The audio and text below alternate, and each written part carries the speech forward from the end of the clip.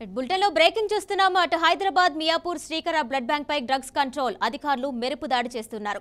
ఈ సోదాలో నమ్మలేని నిజాలు వెలుగు చూసాయి. అక్రమంగా ప్లాస్మాను కలెక్ట్ చేస్తున్నట్లుగా తేలింది. దీంతో శ్రీకర హాస్పిటల్ బ్లడ్ బ్యాంక్ లైన్స్ ను రద్దు చేశారు.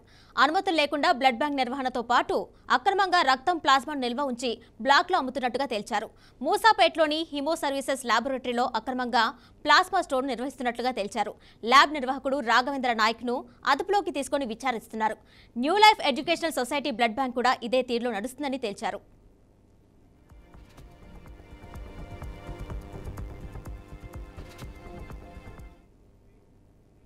దీనిపై మరింత సమాచారం మా ప్రతినిధి లిఖిత అందిస్తారు. లిఖిత, చెప్పండి, అక్రమంగా ప్లాస్మాని అలాగే బ్లడ్ ని కూడా స్టోర్ చేసి అమ్ముతున్నట్టుగా తెలుస్తుంది. ఫుల్ డీటెయిల్స్ ఇవ్వండి.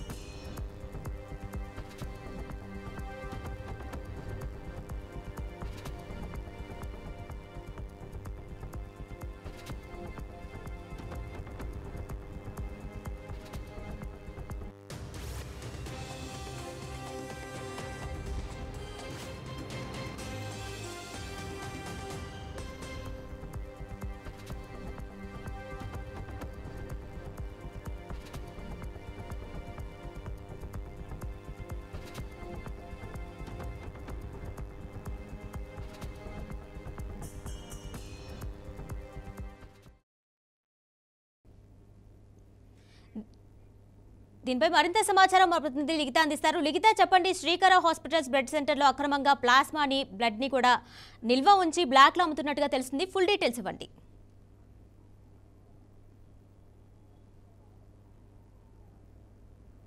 రైట్ కిరణ్మయి, ప్రస్తుతం మనమైతే మియాపూర్ వద్ద ఉన్న ఏదైతే శ్రీకర హాస్పిటల్ ఉందో ఆ యొక్క హాస్పిటల్ వద్దనైతే ఉన్నాము. ఈ యొక్క హాస్పిటల్ బ్లడ్ బ్యాంక్ ఏదైతే ఉందో దీనికి అసలు లైసెన్సే లేదు. అక్రమంగా ఫేక్ ఒక లైసెన్స్ ని క్రియేట్ చేసుకొని ఆ యొక్క లైసెన్స్ పైన ఈ బ్లడ్ బ్యాంక్ నడుపుతున్నట్లుగా తెలుస్తుంది. అంతేకాకుండా ఇతర బ్లడ్ బ్యాంకుల నుండి కూడా ఈ యొక్క హాస్పిటల్కి అంటే ఈ బ్లడ్ బ్యాంక్కి అటు బ్లడ్ కావచ్చు ఇటు ప్లాస్మా కావచ్చు తెప్పించుకుంటూ ఎవరైతే కస్టమర్స్ ఉంటారో వారికి అందించడం జరుగుతుంది. ఎవరైతే జెన్యున్గా అవసరం ఉంటుందో వారికి మాత్రం ఇక్కడ ప్రస్తుతానికి బ్లడ్ కావచ్చు ప్లాస్మా కావచ్చు లేదు అని చెప్పడంతో పాటు వారి నుండి డబ్బులు కలెక్ట్ చేయడం, చాలా ఎక్కువగా అమౌంట్ అనేది కలెక్ట్ చేస్తున్నారు. అండ్ అంతేకాకుండా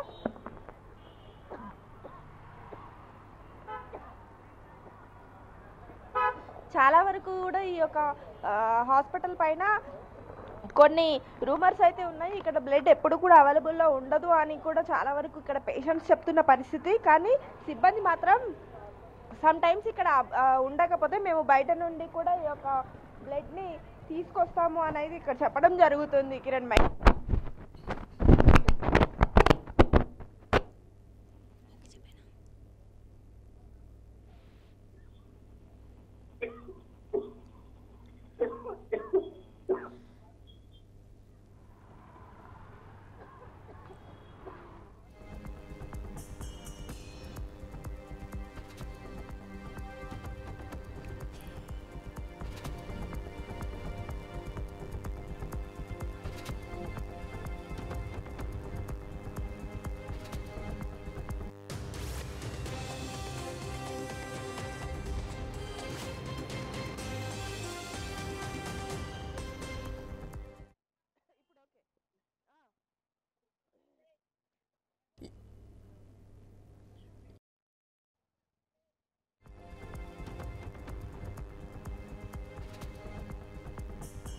తున్నందుకు